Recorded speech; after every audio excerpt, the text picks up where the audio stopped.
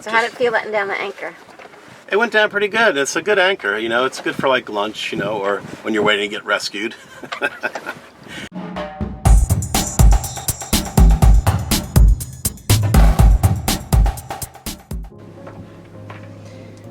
My wonderful husband wrote a little love note to me, and I would like to say a little love note to my husband. He has done an excellent job in a situation that we've never experienced before, that's very scary, where I'm anxious, and he has done an amazing job dropping the anchor. He did it great, stopped the engine, knowing what to do, and I just have to say, I love you, Vinny. Thank you for being such a good captain. And so we're gonna just take a deep breath. We're waiting for Tow USA. So everything was going fine, and all of a sudden we started seeing white smoke come out of the exhaust, and then Amy went down to check the engine, and the engine room was just full of white smoke. So we turned the engine off, set the anchor, we called Boat US to get a tow. We're sitting here in the middle of the entrance channel, and we're secure. We're waiting to get towed by Boat US. So then we'll figure out what the heck would happen to our engine. The day started out beautifully. We did all of our normal pre-departure preparation, got the lines ready, fired up the engine, waited for the slipway to be clear, and once it was, we headed out into the channel.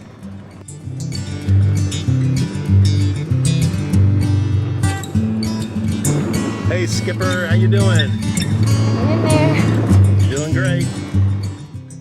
My goal for the day was to take the boat out a little further than we had on our first time out, and also to give Amy an opportunity to steer and to see how the boat maneuvers and handles, and also to test out our engine a little more. You know, once we pass this, we're in deeper, wider water. I think that's where we did our sea trial there. I wanted to get through the channel out into the wider part of Herring Bay, and then give Amy an opportunity there to maneuver the boat and learn how to steer it. One of the things I love about this fin keel sailboat is it really does turn great. After we played around for a while, I took back the helm, and suddenly Amy noticed white smoke in the bow of the boat, and she went down, checked out the engine room, and it was just covered in white smoke. So she ran up and said, the engine room is smoking. And so we picked up the phone, called Boat US. I turned off the boat and I set the anchor. Next thing I know, we're dealing with a very stressful situation. We were anchored right in the middle almost of the channel entry. There was really no wake at all to speak of from the sailboats, but we had some really big, motorboats and those big, cabin cruisers, and also a Coast Guard ship that came by, and I was wondering if our anchor was even going to hold. I mean, we were rocking so much because the waves were hitting us right on the beam, and that was a little disconcerting. Actually, that part Amy liked because she loves roller coasters, and so she thought that was a lot of fun, but it made me nervous because I didn't know if the anchor was going to hold with such strong. I mean, there were some really big wakes from those big motorboats. You guys know what I'm talking about. I guess the worst place to be stuck would have been in the channel, but it was bad enough being at the entrance of the channel. Would my first time anchoring prove to be successful, or would we begin to go into the rocks area here because the anchor wasn't set properly? And we couldn't sail away because our sails are inoperable. We can't even get our line through a broken sheave at the top of the mast, and the roller furler is also broken. So we wait until Boat US rescues us. Glad I got that insurance. The ultimate O moment. The ultimate O moment.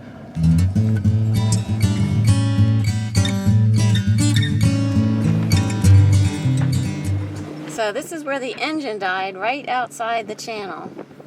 Yeah, so that's not good, but at least we're not in the channel, and the engine died and had to set the anchor. So how did it feel letting down the anchor? It went down pretty good. It's a good anchor, it's good for like lunch, or when you're waiting to get rescued. But I still want my rock to anchor for overnight, when the wind kicks up. And how do you know that the anchor is holding?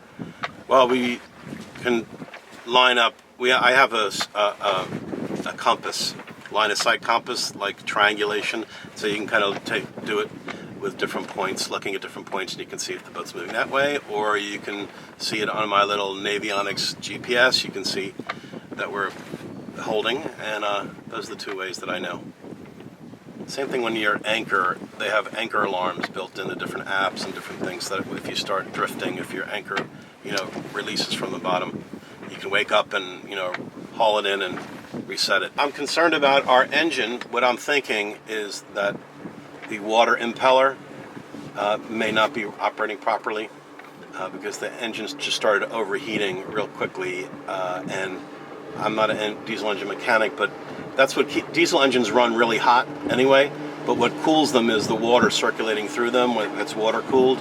Diesel engine like ours is raw water cooled, means water is being taken in from outside, and then it runs through the part of the engine that cools it. It's propelled by a little propeller. Maybe you remember when I showed taking it out to look at it. So before I call the mechanic, I'm going to go and open up that housing of the little impeller and see what's the deal with that. I hope it's not a major problem with the engine and it's just overheated because the water impeller needs to be replaced. So we shall see. The adventures continue. This is boating. It would be nice to finally get to see what it feels like to be at anchor, even though this is like a busy inlet right here, right now. But you can tell that it would be really nice. I don't mind the wakes. Yeah. Thank you. Come up alongside, try to tie up. It's not that choppy. I hate to put you on the string. What?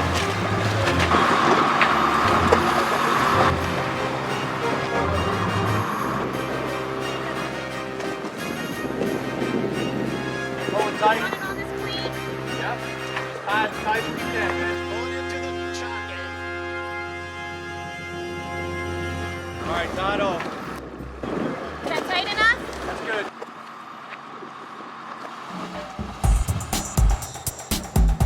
Do you want me to straighten the wheel at all? Okay, just leave it a little to the right.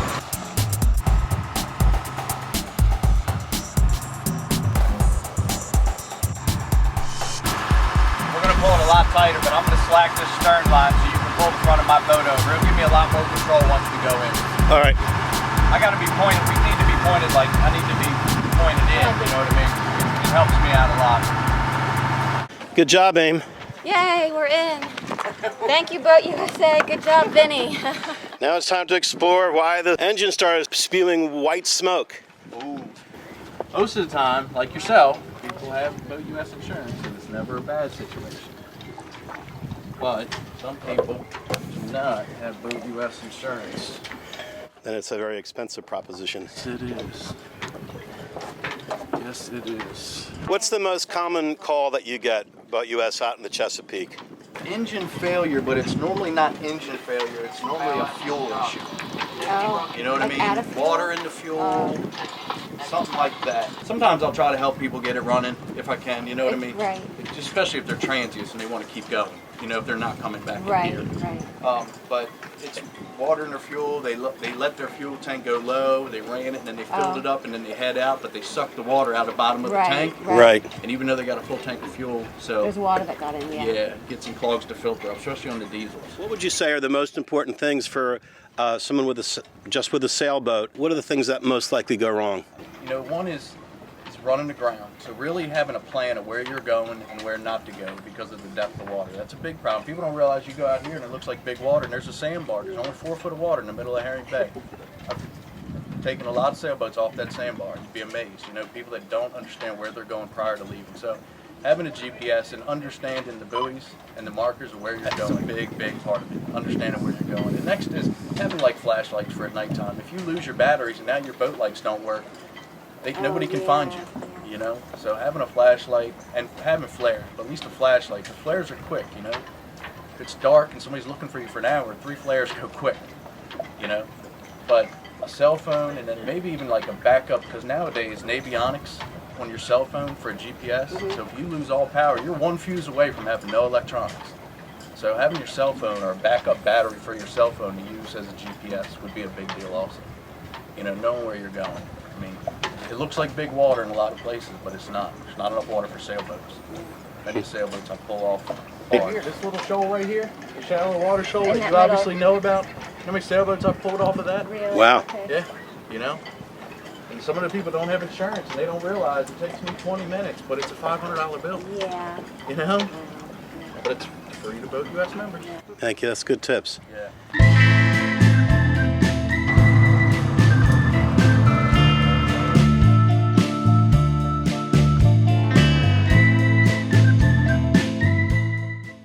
One fact I forgot to mention was, yeah, I turned off the engine when the smoke came, but actually the engine shut down first. That's not a good sign.